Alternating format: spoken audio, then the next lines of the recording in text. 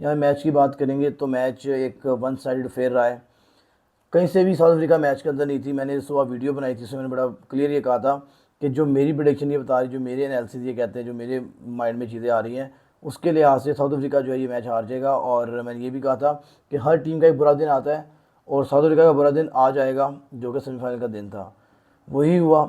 एक वो टीम जिसको आप फेवरेट कह रहे थे जी, फेवरेट कह रहे थे, ये तो कभी हार नहीं सकती, ये तो मैं कहता हूँ ये कर देगी वो कर देगी, बट उसने दिखाया कि नहीं भाईजान, ऑन द गिवन डे कोई टीम कुछ भी करके जा सकती है। और वही न्यूजीलैंड ने कर दिखाया। सबसे पहली बात, ईडन गार्डन में मैच हो रहा है, आपने टॉस जीता, टॉस जीतने के आपने बॉलिंग कर ली। That was a very big and benefit for New Zealand. भाई ड्यू भी आता है रात में।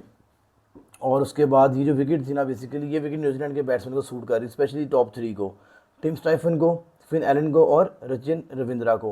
अब आप खुद देखो ना कि कैसे बॉल, बाउंसी पिच थी। जब बाउंसी विकेट होती है तो इस तरह के प्लेयर जो है वो इनको रख रख मारते हो। जो टिम स्टाइफन ने बैटिंग की है, डेट वॉज आउटस्टैंडिंग। उसके बाद फिन एलन ने इनको ज्वाइन किया है, 33 गेंदों पर 100 बना के, that was on the next कह लो लेवल हो गया इनका। लेकिन अभी मैच की बात करें तो मैच में जो है 169 रन 8 विकेट्स के ऊपर साउथ अफ्रीका बनाती है अपने मुकर्ररा ओवर्स में। ये तो सिर्फ मार्को जेंसन ने जी आपको एक फाइटिंग टोटल दे दिया, फिर कह लो कोई रिस्पेक्टिव टोटल दे दिया, वरना इनके हालात कुछ भी नहीं थे। मैच की बात करेंगे, शुरू में मार्करम जो है वो 20 स्कोर बना के आउट होते हैं, सॉरी 20 गेंदों पे 18 स्कोर बना के आउट होते हैं। और ये कैप्टन है सर, वहाँ पे नहीं कहा जाएगा इसको बाहर बिठा दो, इसको ये कर दो। वो साउथ अफ्रीका है, पाकिस्तान नहीं है। बाबर आजम से आप लोग जो बहुत आजम में निकले हुए आगे, वो हरकतें करना शुरू कर देते हैं, उसको तंग करना शुरू कर देते हैं, बंदे को मेंटली डिस्ट्रॉय करते हैं। वो लोग नहीं करते अपने प्लेयर्स को मेंटली डिस्ट्रॉय। अगर आप पूरा मार्केट में करियर भी देखो ना, ये वर्ल्ड कप देखिएगा तो इतना खास नहीं रहा, बट उसकी टीम सेमीफाइनल में गई है, it's a very big achievement. लेकिन कुछ खास परफॉर्मेंस मार्केट नहीं कर पाए उस तरह से। क्विंटन डिकॉक, बड़ी उम्मीद थी इंडिया के विकेट पर ये बड़ा मारेगा, लेकिन एक रैश शॉट खेलता हुआ, बॉडी के ज़्यादा करीब बॉल, एक इतना इतना नहीं था कि आप पुल कर सकते थे। उसने पुल किया और तारा चढ़ गया, तारा चढ़ गया तो फिर लकी फर्गसन ने जो है वो कैच पकड़ लिया। रिकल्टन थोड़े अनलकी रहे, बिकॉज एक कैजुअल सी शॉट, पहली बॉल, और आउटसाइड ऑफ स्टंप बॉल मिलती है, कट मारने जाते हैं, टॉप एज होती है और वो पकड़े जाते हैं। यहाँ से फिर साउथ अफ्रीका स्टेबल नहीं हो पाता। डेविड मिलर का जी आखिरी वर्ल्ड कप, ऑब्वियसली बात है दोबारा तो वर्ल्ड कप नहीं खेलेंगे। और जी मिलर साहब 6 स्कोर करते हैं। ब्रेविस ये अच्छी इनिंग्स भी खेल के, बेहतर इनिंग खेल के 27 बॉल्स पे 34 रन बना गए हैं। और इसके अलावा भाईजान नीचे क्रिस्टन स्टब्स, वही स्टब्स ने वही हरकत की है जी, एंड पे 24 गेंदों पे 29 स्कोर है। कोई बड़ी कोई कह ले क्रोशल इनिंग्स नहीं खेल के गया ये बंदा। 55 बना गया जी मार्को जेंसन जी, और 30 गेंदों के ऊपर 55 स्कोर है। और इस बंदे ने अच्छी हिटिंग भी की है, 5 छक्के भी मारे हैं, 2 चौके मारे हैं। यहाँ से थोड़ा सा लग रहा था कि यार चलो जान आई है मैच में, कॉर्बन बॉश अगर साथ खड़ा होता तो शायद 20-25 स्कोर एक्स्ट्रा ऐड कर जाते। लेकिन जैसी न्यूजीलैंड ने बैटिंग कर दी है जनाब, 20-25 का 50 स्कोर भी ऊपर होता तो वो न्यूजीलैंड खा गया था इन लोगों को। और महाराज 1 स्कोर है जी, 0 स्कोर रबाडा की, और ये ओवरऑल कंट्रीब्यूशन थी। अब बैटिंग की में इनकी साउथ अफ्रीका की 77 में 5 आउट हो जाए सेमीफाइनल में, बड़ी टीम सामने हो तो फिर मुश्किलात तो हैं मेरे भाई आपके लिए।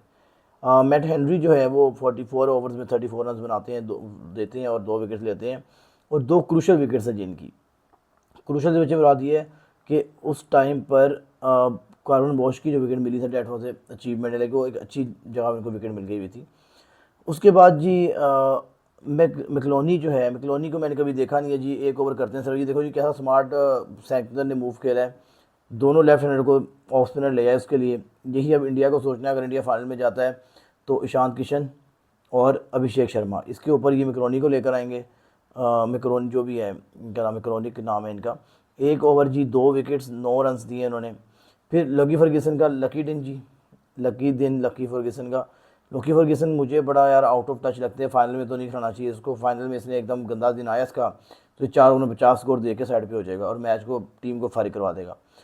4 ओवर 29 रन जी, 1 विकेट लेते हैं जी ये लोग, ये भाईजन लेते हैं विकेट। जीवी नेशम महंगा दिन रहते हैं जी, काफ़ी मार भी पड़ती है इसको, लेकिन फिर स्टेबिलिटी की तरफ लेके आते हैं अपनी टीम को। और जी इनके जो स्कोर है जी 43 ओवर जी, 3 ओवर 42 रन, और यस 42 रन 1 विकेट।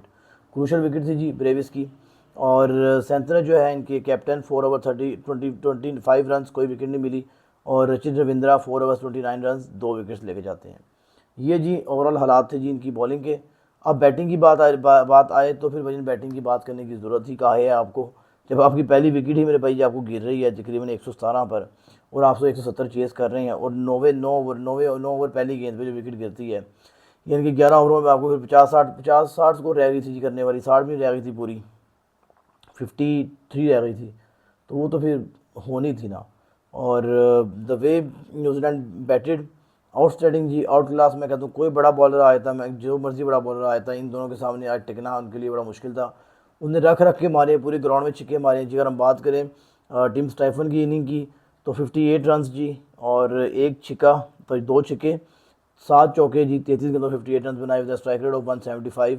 और फिन एलन जी जो बड़ी देर से आउट ऑफ फॉर्म थे जी, 2022 के वर्ल्ड कप में सेमीफाइनल में पाकिस्तान के खिलाफ नहीं कुछ कर पाए थे, शहीन अफरीदी के हाथों आउट हुए थे, तो उन्होंने कहा भैया आज गुस्सा जो है हम निकालेगा, हमारा बारी है आज, तो जी 100 बना देते हैं 33 गेंदों के ऊपर, 10 चौके हैं जी, 7-8 छिक्के हैं और 707 का जी, 307 का इसका स्ट्राइक रेट है। और सचिन रविंद्रा को उन्होंने वैसे ही बुला लिया था यार खानापुरी कर ले। 11 गेंदों पे 13 स्कोर किया, 2 चौके हैं जी, 118 का स्ट्राइक रेट है। और ये ऐसे ही न्यूजीलैंड जो है वो मैच जीत जाती है। कितनी स्कोर से जी? 9 विकेट से मैच जीतती है और 7 ओवर पड़े होते हैं अभी अप्रॉक्सीमेटली। मार्को जेंसन ने बॉलिंग में 50 की थी, बैटिंग में 50 की थी, बॉलिंग में इसने कहा मैं क्यों पीछे रहूँ जी, तो 2.5 गेंदों के ऊपर 53 रन खाते हैं जी, 18.71, पौने 19 की इकॉनमी से। रबाडा जी थोड़े बेहतर रहते हैं, 3 ओवर 28 रन और 1 विकेट गिरती है जी, 1 विकेट लेके जाते हैं, 9.33 की इकॉनमी है इनकी। लुगी इंगीडी 2 ओवर 22 रन और महंगे पड़ते हैं जी। कार्वन बॉश को पहले ओवर में 22 पड़ गई थी, 2 ओवर 35 रन खाते हैं, 3 ओवर 33 जी। महाराज का भी मुझे लग रहा है आखिरी वर्ल्ड कप था। तो ऑल इन ऑल जी England dominate, New Zealand dominated the day, New Zealand are the winners. और ये बात याद रखिएगा, New Zealand can be the potential winners, जिनको कह लो कि वर्ल्ड कप भी जीतने का पोटेंशियल रखते हैं, they have a very good time. अगर इनके 2 लड़के भी चल गए, स्पेशली ओपनर्स चल गए, तो दूसरी टीम फारेगा, ये बता रहा हूँ। फिन एलन वो हदूश है एक, ये टिम स्टाइफन वो रख रख मारता है, तो ये वजन इंडिया या इंग्लैंड कंसर्न होंगे, दे विल बी थिंकिंग, उन्होंने मैच देखा होगा और परेशान होंगे कि भैया ये क्या हो गया। ये वही हुआ था जो 2022 में इंडिया के साथ इंग्लैंड ने किया सेमीफाइनल के अंदर, और वो बड़ा ही जुल्म वाला हुआ था काम, बड़ा गंदा काम हुआ था, एक भी विकेट नहीं गिरी थी और सारा मैच हेड पे कर गए थे। तो यही सेम उन्होंने आज टूर्नामेंट जो है रिपीट हुआ साउथ अफ्रीका के साथ, न्यूजीलैंड ने कर दिया है। अब देखना है कि ये वर्ल्ड कप जीत पाती है कि नहीं, बिकॉज उस टाइम पे तो इंग्लैंड वर्ल्ड कप पाकिस्तान से जीत गई थी फाइनल 2022 के अंदर। तो अब देखेंगे क्या हालात आते हैं। ओवरऑल अगर हम लोग बात करें तो पैसा वसूली वजन, जो मैच देखा था न्यूट्रल थे पाकिस्तान, तो पहली बार हो गई थी, मैच देख के मज़ा आया।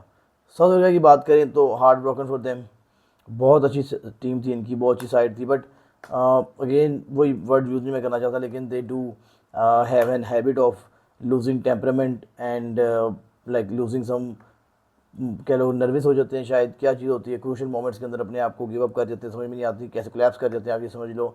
आई will never use any other words for them, they are the best side जी। अगेन बता रहा हूँ, साउथ अफ्रीका जो अगले वर्ल्ड कप में, अगले मैचेस में इंशाल्लाह यू विल सी शाइन करेंगे। बट चीज़ यही है कि मेरे का आखिरी वर्ल्ड कप है, क्विंटन डी कॉक माइट भी पॉसिबल आखिरी वर्ल्ड कप होगा।